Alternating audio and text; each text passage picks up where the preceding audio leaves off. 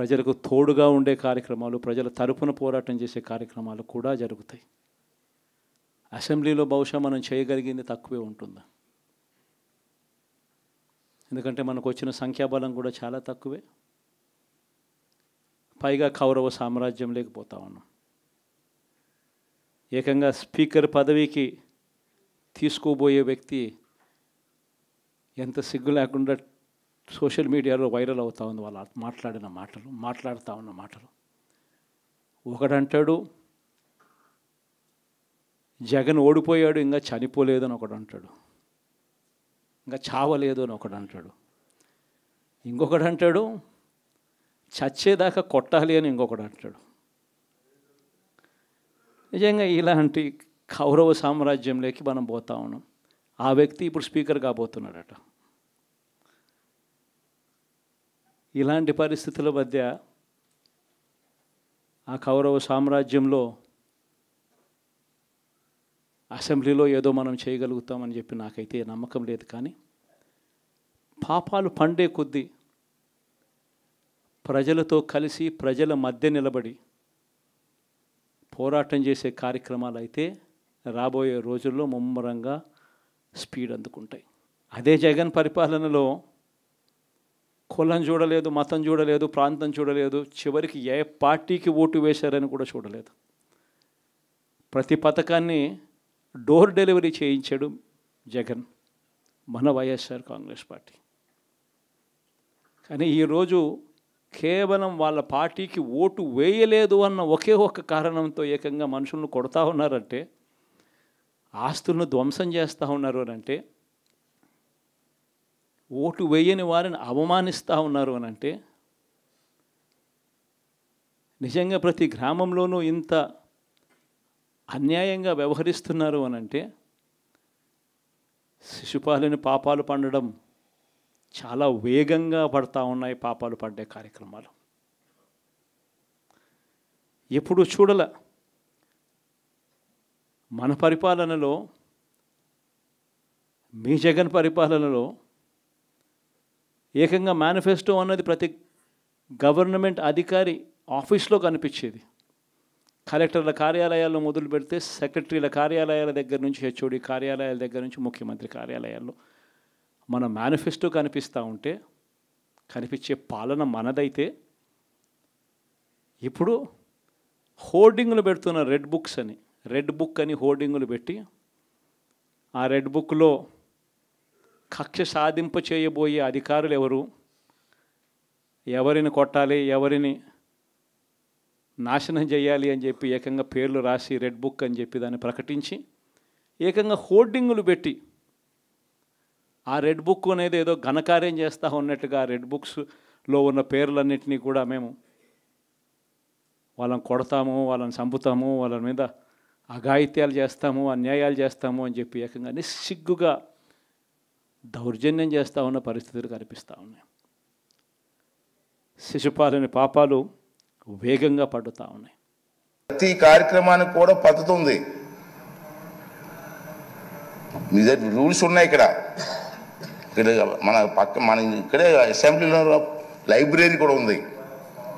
నేను నా అనుభవం చెప్తున్నాను. ఈవేళ మేము ఫస్ట్ టైం ఎమ్మెల్యే అయినప్పుడు 83లో కానీ 85లో కానీ నేను మంత్రి అయినప్పుడు ఒక క్వశ్చన్ వేస్తే ఆ క్వశ్చన్ ఎలా వెయ్యాలో నేర్చుకోవాలి. ముందు ఏ ఫార్ములా వెళ్ళాలా. సభలో మాట్లాడినప్పుడు మంత్రి ఉంటారు, మంత్రితో పాటు వాళ్ళ డిపార్ట్మెంట్ వాళ్ళ ఆఫీసర్లు ఉంటారు. మీరు మాట్లాడింది మీ సమస్యని ప్రజెంటేషన్ చేసే విధానాన్ని నేర్చుకోవాలి. ఒక కావలిస్తే చంద్రబాబు నాయుడు పెద్దలతో మాట్లాడి మీకు ట్రైనింగ్ క్యాంప్స్ పెడదాం. ఇంతకుముందు హైదరాబాద్లో బాబు గారి టైంలో, సార్ మీకు గుర్తుందో లేదో కానీ, ఒక 4-5 రోజులు మాకు ట్రైనింగ్ ఇచ్చారు. ఎన్టీ రామారావు గారు అయితే అక్కడ గండిపేటలో 9 రోజులు ట్రైనింగ్ ఇచ్చారు మాకు. 9 రోజులు అక్కడే ఉన్నాం.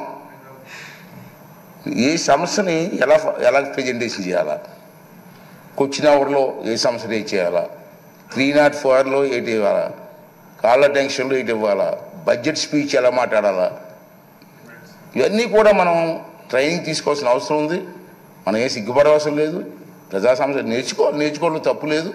అంచేత మీ అందరినీ కోరేది ఏంటంటే మీరు తప్పనిసరిగా టైం తీసుకొని సీనియర్స్ కూడా ఉన్నారు, సీనియర్స్తో కూడా మాట్లాడి మీ ప్రెజెంటేషన్ బాగా చేసి ఈ రాష్ట్ర భవిష్యత్తుతో పాటు మీ నియోజకవర్గ భవిష్యత్తుని కూడా మరి ముందుకు తీసుకెళ్ళడం కోసం మీరు ప్రయత్నం చేయవలసిన అవసరం ఉంది. ఇంచేత మిమ్మల్ని టీవీలో సభలో మనమే ఉన్నాం, మనల్ని చూడడానికి కొన్ని లక్షల మంది కూర్చున్నారు బయటని. ప్రతిరోజు మనల్ని అబ్జర్వ్ చేస్తున్నారు. వాళ్ళ ఆశలను అడగాస చేయడానికి వీల్లేదు. మనం ఈ 5 రోజులు మనకి పండగ కాదు, బాధ్యత. 5 సంవత్సరాలు మనందరం కష్టపడి ముందుకు వెళ్ళవలసిన అవసరం ఉందని చెప్పి మనం చేస్తున్నాను. చాలా ఉన్నాయి. బడ్జెట్లో డిమాండ్స్ ఉంటాయి. మనకి బడ్జెట్ పెడతారు కదా, బడ్జెట్లో డిమాండ్స్ ఉంటాయి. మీకు ఇంట్రెస్ట్ అయిన డిమాండ్స్ మీద మాట్లాడండి, ట్రైనింగ్ అవ్వండి. కావాలంటే మా ఈ సభాపతి కార్యాలయంలో కొంతమంది ఉంటారు, ఆఫీసులు ఉంటారు, వాళ్ళ దగ్గర కొంచెం నేర్చుకుందాం, ట్రైనింగ్ ఇద్దాం. అన్నీ చేసి మన కార్యక్రమం విజయవంతం చేయవలసినటువంటి అవసరం ఉందని చెప్పి నేనైతే భావిస్తున్నాను. అలాగే మీ అందరినీ కోరేది ఏంటంటే చంద్రబాబు నాయుడు గారు, మన పవన్ కళ్యాణ్ గారు, బీజేపీ నాయకులు ఉమ్మడిగా మనం వెళ్తున్నాం. మన మీద చాలా బాధ్యత ఉందని ఇందుకే చెప్పాను. ఆ సమస్యలు ఏ విధంగా చర్చించారు. బుచ్చి చౌదరి గారు లాంటి పెద్దలు ఉన్నారు, చాలామంది అనుభవం ఉన్న వ్యక్తులు ఉన్నారు, గతంలో మంత్రులు చేసిన వ్యక్తులు ఉన్నారు, చంద్రబాబు నాయుడికి అపారమైనటువంటి అనుభవం ఉన్న వ్యక్తులు ఉన్నారు. ఈ అందరినీ కలిసి మన బాధ్యత. నా ఉద్దేశం ఒకటే, నేను ఒకటే నిర్ణయం తీసుకున్నాను. స్పీకర్ తక్కువగా మాట్లాడాలా, సభ్యులు ఎక్కువగా మాట్లాడాలా, ఆ అవకాశం నేను కల్పిస్తాను. అది బాధ్యత. కానీ మీరు కూడా ట్రై చేయండి, సభ్యుల మీద మాట్లాడండి, ఈ సభకు గౌరవం తీసుకురండి. ఈ 16వ శాసనసభకు ఒక మంచి గుర్తింపు వచ్చేలాగా, గౌరవం వచ్చేలాగా మీ అందరూ కూడా సహకారం అందించాలని చెప్పి ఈ సందర్భం మనం చేస్తూ, అలాగే ముందే చెప్పాను తక్కువ మాట్లాడితే మంచిదని స్పీకరు.